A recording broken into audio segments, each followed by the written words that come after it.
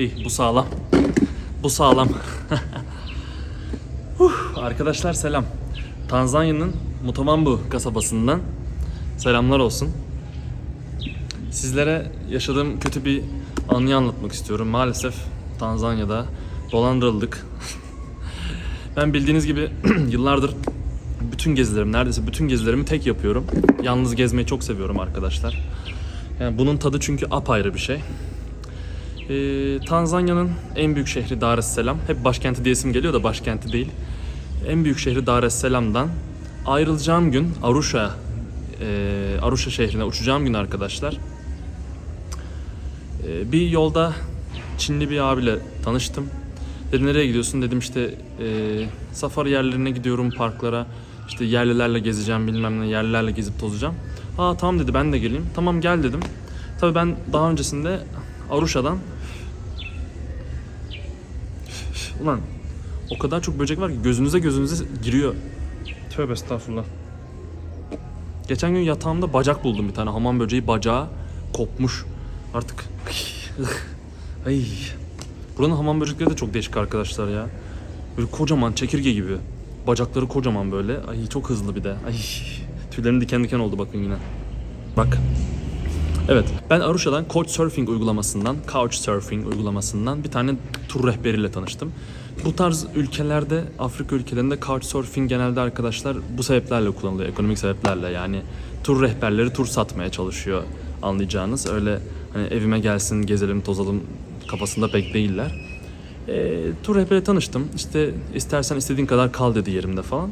İşte beni yerine götürmüştü. Geçen önceki videolarda göstermiştim. Çok leş gibi bir yerde, böyle tek oda.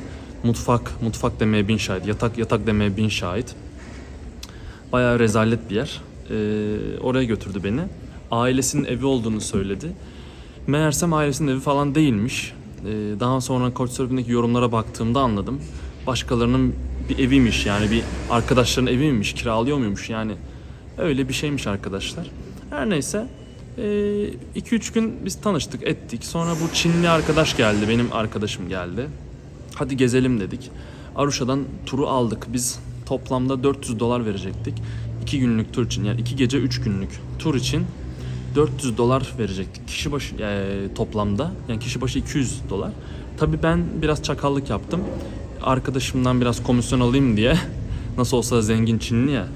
Çinliler genelde şımarık oluyor arkadaşlar. Ben de Çinlilere karşı bir garezim olduğu için buna $200 değil de $240 dedim. Yani toplamda $480 ödeyeceğiz dedim. Tabii o fazlalıkları ben alacağım. Bir de adamdan üstüne tur rehberinden de komisyon alacağım. Yani $200'ın 30'unu da alacağım ben kendime. Yani benim turum neredeyse yarı yarıya gelecek. Yani $100-140 civarına gelecek. Yarı yarıya neredeyse. Bunun içinde işte bütün ulaşım, her öğün yemekler, İşte parklara giriş çıkış bilmem ne, yani her şey dahilinde arkadaşlar. Böyle anlaştık. Tabii internetten böyle saçma sapan yerlerden bulduğunuzda çok dikkat etmeniz gerekiyor. Biz mesela birinci günde paranın yarısını verdik. İkinci günde paranın diğer yarısını verdik ve bunu yapmamalıymışız, yani onu gördüm. Lake Eyasi diye bir bölge var. Bu kabilelerin olduğu bölge arkadaşlar. İşte okuma yazma bilmeyen, her şeyden, dünyadan bir haber Hadzabe kabilesi var. Milattan önce 3000. yılda yaşıyorlar, yani avcılık ve toplayıcılıkla meşguller. İşte bunların yanına gitmek için ya da Datoga kabilesi yanına gitmek için, birçok kabilenin yanına gitmek için, gölü ziyaret etmek için bir giriş noktaları var arkadaşlar. Ofis var. Ofise uğrayıp devletin ofisi burası. Buraya uğrayıp kayıt olmanız gerekiyor. Belli bir ücret vermeniz gerekiyor ve işte isimlerinizi falan kaydetmeniz gerekiyor. Bizim bu Arusha'dan bulduğumuz çakma tur rehberi bizi buraya getirdi. Ofisten başka bir rehber atadılar. Çünkü orada ofisten sonrası o bölge için devletin onaylı, sertifikalı turizm şeyleri olması gerekiyor. Rehberleri olması gerekiyor. Turist rehberi olması gerekiyor. Bu adam bizi buna aktardı. Tabii biz güzel ettik, gezdik, tozduk. 3. günün sabahında Hadzabeleri görmeye gideceğiz. 2. günün akşamından sonra biz tur rehberini görmedik. Şimdi biz yiyoruz, içiyoruz, pansiyonda kalıyoruz. Ondan sonra mesela bu 2. tur rehberinin, yani official olan tur rehberinin ücreti var. Onun göl civarında ulaşım için kiraladığımız 3 tane motor var. Çünkü 3 kişi gittik. Ben, Çinli arkadaş ve Çinli arkadaşın kameramanı. 3 kişi gittik ve 3 kişinin yemesi içmesi kalması işte motorları bilmem ne. 3. gün geri dönüyoruz arkadaşlar. Bizim tur rehberinden haber yok. Bizim official yani resmi tur rehberi arıyor. Willy diye adam. Arıyor, ulaşamıyor. Ondan sonra diyoruz işte nerede? Sabah bana ulaştı, araba bozulmuş. Akşama kadar düzelirmiş. Tamam, akşamı bekledik falan. Adam yok ortalıkta. Yok, basbayağı yok adam ortalıkta. Kaldık böyle şeyde. Yerlilerin orada, kabilelerin orada, gölün kenarında kaldık. Bizimki de motorları geri gönderdi. Motorsuz kaldık. Araba geçmiyor doğru düzgün, bir şey geçmiyor. Sadece çiftçiler geçiyor. Akşam oldu. Sivrisinekler ısırmaya başladı. Yani ve sabah biz kabileyi, Hadzabe'yi ziyaret edeceğiz diye sabah 5'te uyandık arkadaşlar. Sabah 5'ten beri doğru düzgün yani ne yedik? Öğle yemeği yedik ama çok geç yedik onu da. Yani bayağı zordu yani 5 saat 6 saat kuş peşinde koşturduk yani avların peşinde koşturduk. Adamdan 2 gün haber alamadık. 2 gün. Biz tabii ondan sonra ne oldu? Akşam oldu değil mi? Önceki gün kaldığımız kasabaya zor bela attık kendimizi. Tekrar motor kiralamamız gerekti falan. Çünkü adam yok, arabası yok, hiçbir şey yok. Biz adama her şeyi peşin trink vermişiz. Cebimde 5 kuruş para kalmamış. Ağır çantalarımızı otelde bırakmıştık. Otelden alacağız yani pansiyondan. Pansiyon diyor ki sizin tur rehberi bize ödeme yapmadı. Böyle kaynar sular boşalmaya başladı artık yani. Ona ödemeyi yaptık çantaları alalım diye. Ondan sonra bizim official resmi tur rehberi geldi dedi. Ya biz böyle anlaşmıştık sizin rehberle. Hani bana ertesi gün ödeme yapacaktı ama adam kayboldu. Diyor ki işte yok şu yemeklerin fiyatı. O kadar motor kiraladık. Gittik. Dönerken başka motor kiraladık. Onların fiyatı bilmem ne. Cüzdanı sıfırladık arkadaşlar. Zor bela oradan kendimizi kurtardık. Yani çok zor bir gündü. Sabah 5'te kalktık ve kendimizi doğru düzgün bir kasabaya atmak için hem cebimizdeki son kuruşlara kadar parayı verdik hem de kasabaya döndüğümüzde gece yarısı 12 falandı. Yani çok büyük rezillik yaşadık. O yüzden bulacağınız tur rehberini ya yolda bulduklarınıza kesinlikle inanmayın. Yani gerçekten ofisi olan insanlarla çalışın arkadaşlar. Kesinlikle Afrika'da yani Kenya'da da kötü şeyler yaşadım. Çok iyi şeyler yaşamadım. Tanzanya'da da. Kenya'da Allah'tan hani referansla çalıştığımız için daha iyiydi. Ama yani adamın yerini, adresini bilmiyorsanız, ofisi yoksa arkadaşlar sakın bulaşmayın. Bir anda kendinizi böyle ormanın ortasında bırakılmış bulabilirsiniz. Ve turistlere de çok fazla fiyat veriyorlar. Yani başka bir yerde, başka ülkelerde bir şeyin turistik fiyatı mesela Türkiye'de nasıldır? Bir şeyin fiyatı 1 birimse arkadaşlar, turiste 3 birim dersin, 2 birim dersin değil mi? Burada öyle değil. Burada 10 katı yazıyorlar, 5 katı yazıyorlar. Her şeyi önceden konuşmanız lazım ve ölümüne pazarlık yapmanız lazım arkadaşlar. Çünkü burayı beyaz adamlar dedikleri muzungular burayı sistemi buna doğru evriltmiş. Yani middleman diye bir şey var. Burada ne iş yaparsanız yapın arada illa bir aracı var. O aracılardan kurtulmak çok zor. Aracıları aştığınız an gerisi kolaylaşıyor arkadaşlar. Biz de maalesef bu Arusha'da o aracılardan birine takılmışız. Bulacağınız belki rehberi internetten bulacaksanız TripAdvisor olabilir. TripAdvisor'da biraz daha pahalı olsa da daha official yani resmi kurumlarla çalışacağınız için bir sorun yaşayacağınızı zannetmiyorum. Ya da buralarda işte ofisleri olan ajantalarla çalışabilirsiniz. Onun dışında öğrendikten sonra yolları kendiniz de araç ve motor kiralayıp gidebilirsiniz. Şimdi ben kalan günlerimin burada tadını çıkaracağım. Ardından Arusha'ya döneceğim. Ardından da Zanzibar veya Dar es Salaam'dan Türkiye'ye dönüş yapmayı planlıyorum arkadaşlar. Şimdi Dar es Salaam'la büyük şehirle burasının farkı çok var. Dar es Salaam'da günde 20 dolardan hatta 25 dolardan aşağı bir yer bulmak demek biraz ölüm demek. Yani 25 dolardan aşağı yer arayıp da bulacağınız yerler inanın bana 5 dolar fazla verin rahat olun. Çünkü yani 5 kuruş az ödeyeceğim diye arkadaşlar veriyorum. Gerçekten her seferinde aynı şey yaşadım Dar es Salaam'da özellikle büyük şehirde. Yani doğru düzgün sıcak su yok, elektrik kesilip duruyor, wifi internet falan yok. Odalarda hamam böcekleri var, her yerden hamam böceği fışkırıyor falan. Ay, hamam böceği varken uyuyamıyorum. Yani sırf onun için mesela 5 dolar fazla ver, 25'e 30'a kal. Ama düzgün bir yerde kal yani benim tavsiyem bu. Ama bu tarz küçük kasabalarda lodge'lar var, localar yani işte şeyler. Bunun gibi yerler, konak gibi yerler arkadaşlar. Şöyle tanıdık mesela bir tane samimi bir İtalyan abimiz var. Burada çocuklara yardımcı oluyor sağ olsun. Okullar inşa ediyor. Buradan Roberto'ya selamlar. Okullar inşa ediyor. İşte engelli çocuklara okul yapıyor. Onların masraflarını karşılıyor. Küçük ufak köylere okul yaptırıyor falan. Çok hayırlı bir abimiz. İtalyan. Efendime söyleyeyim. Onun sayesinde birkaç burada çevre edindik. Tur rehberiyle de tanıştık. Mesela normalde safari arabasına günlük kiralamaya $300 istiyorlar. $295 istiyorlar zannediyorsunuz. Çünkü internetten bulduğunuz ya da işte büyük şehirlerden bulduğunuz ya da aracı bu tarz insanlar size hep yüksek fiyat veriyor. Mesela normalde aracı günlük $190 kiralayacakken onlar size 290 diyor. Yani $100 oradan ceplerine asıyorlar arkadaşlar. $190 hem arabayı kiralıyorsunuz hem de yakıt full tank içinde, yani öyle söyleyeyim size. $190. Ne kadar çok kişi yaparsanız, ortak girerseniz sizin için daha iyi olur. Benim burada arkadaşım olmadığı için çok fazla turist olarak paylaşabileceğim biri yok. Tam benim geldiğim zamanlarda hatta bu civarda şu an şey de var, yani Emre Durmuş ve birkaç arkadaşı da var. Bir ya da iki tane arkadaşı da var da benle plan yapmadılar. Yani daha fazla ortak bir şey yapmak istemediler açıkçası. Onlar için mesela 2-3 kişi gezeceklerse daha mantıklı olur. Ben tek başıma olduğu için günlük arabaya $190 falan verecek halim yok. Çünkü $190 veriyorsunuz, bir de ondan sonra kişi başı bir de giriş ücreti veriyorsunuz parka.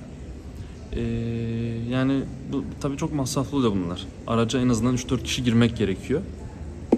Bir de bunların bir haftalık 5-6 günlük versiyonları var safarilerin, ama bunlar da aşırı pahalı çünkü safari alanlarının bu ulusal park alanlarının içinde konaklıyorsunuz ve o konaklama yerleri müthiş ücretler arkadaşlar. Yani günlük $100, $50 falan, aşağısı yok. Yani günlük $100 ya. Günlük $100 ya. Bir gün konaklama düşünsenize. 6 günlük yapsanız direkt en az $1000 yani. En az $1000 ki burada bir arkadaşım da katıldı, Finlandiyalı. O kaç para vermiş? 1300 euro vermiş arkadaşlar. Kaç günlüğe bilmiyorum, 4 günlüğe mi ne, 1300 euro vermiş. Müthiş para yani. Ve onun yarı fiyatında verenler varmış. $800 da yapanlar varmış. Tamamen bulduğunuz kişiye göre de değişiyor. Ama minimum arkadaşlar, dediğim gibi araba minimum $200. Kişi başı ne kadar geliyor emin değilim. $20-30 mı, $50 mı ne girişi. Yani 4 günlük yapsanız arabası $800. İçeride konaklamalarla beraber $1200 falan gibi duruyor. Tabii kaç kişi girdiğinize de bağlı, işte dediğim gibi tek başınıza yaparsanız belki günübirlik gidebilirsiniz. Günübirliklerde sadece araba ve giriş parası verirsiniz. Konaklamaya bayılmazsınız. Safari ile ilgili söylemek istediğim bu kadar. Belki arkadaş bulursam veya uyguna bir şeyler bulabilirsem yaparım. Bulmazsam yapmam arkadaşlar. Çünkü daha önce zaten Kenya'da yaptım. Tabii burada daha büyük parklar var. Burada daha bir canlılık var. Lakin daha önce yaptığım için çok da gerekli duymadım. Zaten bir de dolandırılmanın acısını yaşıyorum. Bankamda çok fazla Türk liram kalmadı. Yani planlar biraz alt üst oldu açıkçası. O yüzden masraflarımı minimuma indirgemeye başladım bu günlerde. Param bittiğinde de geri döneceğim artık. Tanzanya'da arkadaşlar vize 90 gün süreyle veriliyor. 30 günlük 3 aylık veriliyor. 90 gün 3 aylık veriliyor arkadaşlar. Kapıda $50 bir vize ücreti veriyorsunuz. Afrika ülkelerinin çoğu öyle Türkiye için. Mesela Kenya'da da online'dan form doldurup online'dan $50 ödüyorsunuz. Yanlış hatırlamıyorsam öyleydi. Ama mesela Uganda'ya gidecekseniz Uganda'ya konsolosluktan vizeye başvurmanız gerekiyor. Başka ülkelerde mesela South Afrika'da falan da vizeye başvurmanız gerekiyor diye biliyorum. Yani Afrika'da bile birçok ülkede önceden vizeye başvurmak gerekiyor. Maalesef Türk pasaportu. Maalesef. Buradan yetkililere sesleniyorum. Ülkemizi daha fazla batırmayın lütfen. Hem ekonomik olarak hem politik olarak lütfen daha fazla batırmayın ülkemizi. Yazık günah. Yazık günah. Salam Idrak. I'm coming today. Leo. Haya. Bu İdrak berber arkadaşlar. Şimdi yan tarafta. Bugün berbere uğrayacağım birazdan. Size videosunu göstereceğim. Evet arkadaşlar, videonun sonuna geldik. Bu tarz içeriklerin devamı için lütfen like atıp abone olmayı unutmayın. Tanzanya ile ilgili sorularınız olursa lütfen yazın. Çünkü bazı şeylerde biliyor olsanız bile bazen hani insanın bahtı kapanır ya. O tarz durumlarla karşılaşabiliyor insan. Bir anda böyle ne olduğunu şaşırabiliyor. Yani bazı durumlarda zor durumlara düşebiliyor. O yüzden ufacık bir söz bile, bir iki kelime bile insanın ufkunu açabiliyor. Ben burada mesela dolandırıldıktan sonra Afrika ile ilgili çok tecrübeli bir hanımefendiyle görüştüm. Meltem Hanım'dı sanırım. Bu YouTuber, motorla gezen Anıl var. Anıl'ın videolarında bahsediyordu. Afrika yolculuğuna çıkmadan önce arkadaşlar bir hazırlık yapıyordu. Çünkü aylarca süren bir yolculuğa çıkıyor. Ve onun için Meltem Hanım'la görüşmüştü. Meltem Hanım da hani yıllardan beri Afrika'nın gezicilerinden. Etiyopya'daki falan bütün böyle şeylere hakim, yani hayata, kabilelere hakim. Hepsine 2-3 defa gitmiş. Ondan Allah razı olsun biraz tavsiye aldım. Birkaç saat sohbet ettik. Onun sayesinde ufkum açılmış oldu. Çünkü dolandırıldıktan sonra inanın insan hiçbir şey yapmak istemiyor ve o ülkeden bir an evvel gitmek istiyor. Ama o psikolojiden çıktığınız an yepyeni tecrübeler edinmeye başlıyorsunuz. Videonun sonuna geldik arkadaşlar. Daha fazla uzatmayacağım. Çak 15 dakika falan oldu çünkü. İzlediğiniz için teşekkür ederim. Dediğim gibi Tanzanya ile ilgili sorularınız olursa, Afrika ile ilgili sorularınız olursa yanıtlamaktan zevk duyarım. Hoşça kalın, kendinize iyi bakın. İnşallah bir daha böyle dolandırılmayız. Arusha'dan mesela uzak durun arkadaşlar. Arusha'da çok fazla aracı var. Yani yolda şöyle söyleyeyim. Şu an Mart, Nisan, Mayıs ayları yağmur sezonu arkadaşlar. Yağış sezonu. Geri kalan 9 ay kuru sezon. Yağış sezonunda sabah etli çorba içtim de geğirik gelip duruyor. Sindiremedim. Yağış sezonunda çok fazla turist olmadığı için, işler kesat olduğu için arkadaşlar insanlar turist kovalıyor. O yüzden bazı yerlerde, Arusha gibi yerlerde, yani sokakta gezen tek beyaz adam siz olduğunuz için böyle sivrisinek gibi yapışıyorlar. Şey gibi Marmaris'te Kürtlerin şeylere yapışması gibi. Hani oluyor ya, club çıkışında yabancılara, İngilizlere falan yapışıyorlar, daha çok Kürtler. Antalya'da falan da olur. Onun gibi aynı böyle yapışıyorlar. Seni oraya götüreyim, buraya götüreyim, bana bahşiş ver gibisinden. O yüzden Arusha'da biraz dikkat edin arkadaşlar. Yani herkes size arkadaş gibi yaklaşıyor. Siz de yani arkadaş gibi cevap verebilirsiniz ama sizi bir yere götürmek isteyeyim ya da azıcık bahşiş alayım dedikleri an direkt hello, bye bye, no demeniz lazım, yoksa peşinizi bırakmazlar. Şimdilik diyebileceklerim bu kadar. Tavsiyelerim şimdilik bu kadar. Sorularınız olursa lütfen aşağıya yazın. İzlediğiniz için ağzım kurudu ya. İzlediğiniz için teşekkür ederim. Hoşça kalın. Kendinize iyi bakın.